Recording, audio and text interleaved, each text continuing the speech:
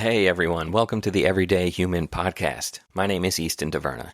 Each day I'll share a reflection written by me and inspired by literature, poetry, music, movies, video games, and more. And after that, I'll share a prompt for you to write your own reflection.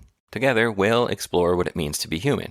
Every month, we'll walk a new path, taking a look at life, death, the universe, and everything in between. Thanks for coming along. I'm glad you're here.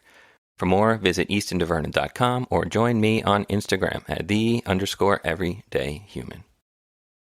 It is June 25th, if you can believe it. What a month it's been. Today's episode is titled, For Every Action, There is a Reaction. And this one was inspired by a book I wrote called Dead World, a post-apocalyptic tale. This is the second reflection, I think, inspired by Dead World. And I mentioned in that previous episode, Greener and Brighter, that this book also is called The Runner, a post-apocalyptic tale. I had to change the title when I signed on with a publisher, but I have the rights back now, and I'm going to re-release it under the original title eventually. Maybe this year, maybe early to mid next year. We will see. All right, here's the quote. A bit of a ways off in the distance, and heading south and west, the elders and the rest of the villagers who dare not brave the road, Nate's father included, trudged their way toward the city under the gray, glowing sky. Carts and wheelbarrows filled with items from their lives, their homes. Wheels, mostly just rims.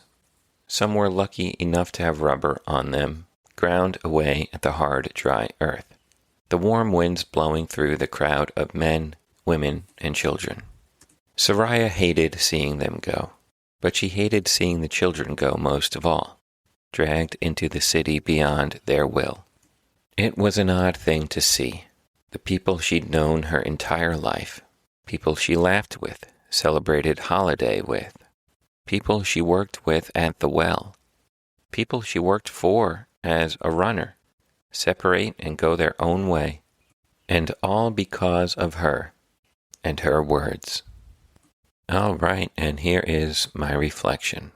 We primarily fear two things: what others will do to us, and how others will respond to our actions or words. That's if you're not some sociopath politician.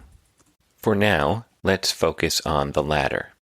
There are times when you know in your heart and soul what the correct course of action is, but you don't go that way. You turn right when you know you should turn left. You keep your mouth shut because you're afraid of what your words might mean to others, how they will make them feel, what they might make them do, what consequences they might have for them. And I hope you feel this way before doing or saying anything. I really do. It means you're kind. It means you're thoughtful. It means you have empathy for others and realize that you're not the only person here, and that you have a broader perspective beyond your immediate reach, actions, and decisions. But this fear can be paralyzing, can't it? How many mothers have been chained to a terrible relationship because they feared their kids would resent them for leaving, or that they wouldn't be able to support their children without the father paying the bills?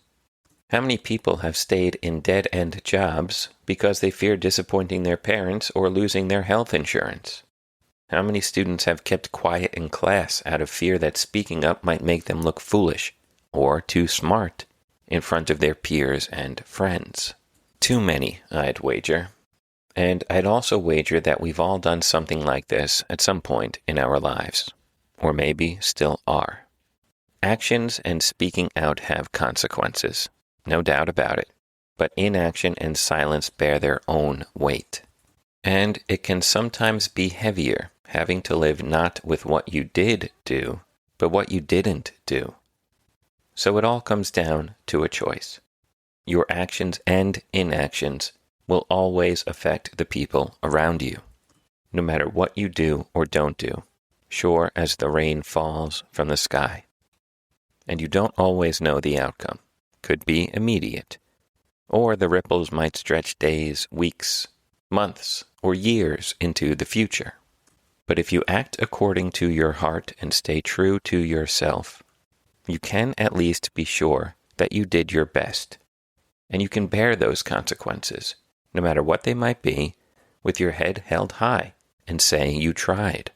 There could be a new world out there waiting for you. You just need the courage to act to find it, and be willing to face the consequences of your actions. There ends today's reflection.